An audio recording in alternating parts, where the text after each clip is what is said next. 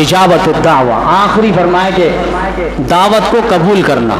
یہاں تک کہ حدیث نبی علیہ السلام نے فرمایا کہ جس کو دعوت ولیمہ ملے اور وہ اس کو قبول نہ کرے فقد عصى اللہ ورسولہ، اس نے اللہ کی نافرمانی کی، رسول اللہ کی نافرمانی کی۔ اس لیے دعوت ولیمہ چونکہ سنت ہے لہذا اس میں شرکت لازمی ضروری ہے۔ کوئی اگر مصروفیات نہ ہو تو فرمایا وہاں پہ شرکت کرے، لیکن اگر وہاں آپ کو اندازہ ہے یہ خرابیاں برائیاں ہیں وہاں پر، نہ وہاں پارٹیشن ہے، نہ وہ گانوں کو روکنے کا کوئی ذریعہ اور آلہ ہے، اور وہاں اختلاط کا ایک نظام ہے،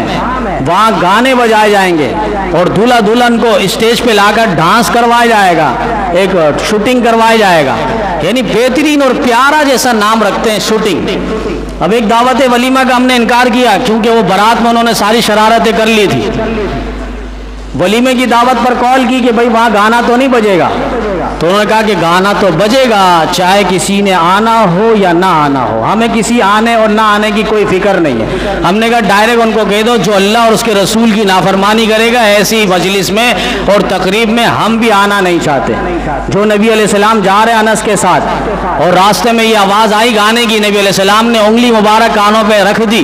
اور آگے نکل پڑے، پھر آواز آ رہی ہے، انس آواز آ رہی ہے؟ نبی علیہ السلام کو جواب دیا جی ہاں آواز آ رہی ہے۔ نبی علیہ السلام پھر آگے گئے، پھر آگے تشریف کے بعد نبی علیہ السلام نے پوچھا وہ منحوس آواز آ رہی ہے؟ تو نبی علیہ السلام کو جواب دیا نہیں۔ اس کے بعد نبی علیہ السلام نے فرمایا جب میری امت اس رقص و سرور اور محفل اور گانوں میں آلات پہ لگ جائے گی اللہ کی زمین پھٹ کے ان کو نگل جائے گی۔ کیا محبت ہے گانے کے بغیر، کیا رخصتی نہیں ہوئی؟ ہم نے کہا اتنا نہیں بولو، صرف انہیں تکلیف ہو، صرف گانے کی وجہ سے ہم تمہاری دعوت پہ نہیں آ رہے، انہیں تکلیف ہو، بے حیائی تھی، انہیں تکلیف ہو، مرد و زن کا اختلاط تھا، انہیں تکلیف ہو وہاں پارٹیشن برائے نام تھا،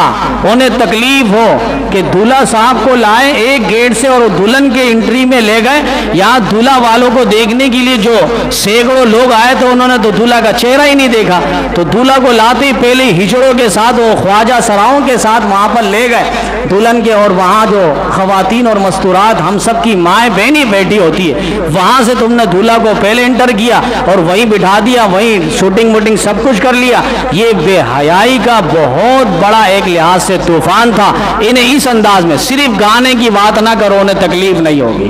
تو ایسی مجلس علماء دین فرماتے ہیں کہ جب آپ کو پتا ہو کہ وہاں گانا، وہاں اختلاطی نظام، مرد و زن کا اختلاط ہوگا، اچھا مزے کی بات ہے ہم جہاں مرد حضرات بیٹھے ہوئے تھے وہاں ایک خواتین کو ہم نے نہیں دیکھا، ایک خاتون کو، ایک عورت کو ہم نے وہاں نہیں دیکھا، لیکن عورتوں کی جہاں مجلسیں تھی، تقریب تھی، جہاں وہ پارٹیشن میں سکون سے بیٹھے ہوئے تھے وہاں ڈول والے پہلے پہنچے ہوئے تھے، بالکل پہلے اپنے ڈبوں کے ساتھ، آلات کے ساتھ پہلے بیٹھے ہوئے تھے، اور اس کے بعد وہاں جو خواجہ سراؤں کا ایک جم غفیر تھا، چونکہ عورتوں کو میلے میں جو مرد جاتے ہیں ان کو ہم خواجہ سرائی کہتے ہیں، وہ ان کے ہی دل دادا ہے، اور دولہا کے بہانے وہ سارے وہاں پر پارسل ہوئے، یہاں نہ ایک نے بھی دولہا کا چہرہ نہیں دیکھا۔ ہم کھانا کھانے آئے، دولہا کا کم از کم چہرہ تو دیکھے۔ یہ ہوتا ہے اصل محبت کی بات، جنہیں جن سے محبت ہو، تجھے جدی پسند مجھے جدا پسند، تجھے خودی پسند مجھے خدا پسند، جسے خدا اور رسول پسند ہوگا وہ ایسی دعوتوں کو لاکھ مرتبہ ٹھکرائے گا۔ کیا وہ انہوں نے اگر کچھ کھائے، ہم نے سوکھی روٹی کھائی، ہمارا الحمدللہ اس سے زیادہ بہتر پیٹ بھرا، اور اس پر ہم نے شکر ادا کیا، اللہ تعالیٰ نے ہمیں ایک بہت بڑے گناہ سے اور دلدل سے اللہ تعالیٰ نے بچایا۔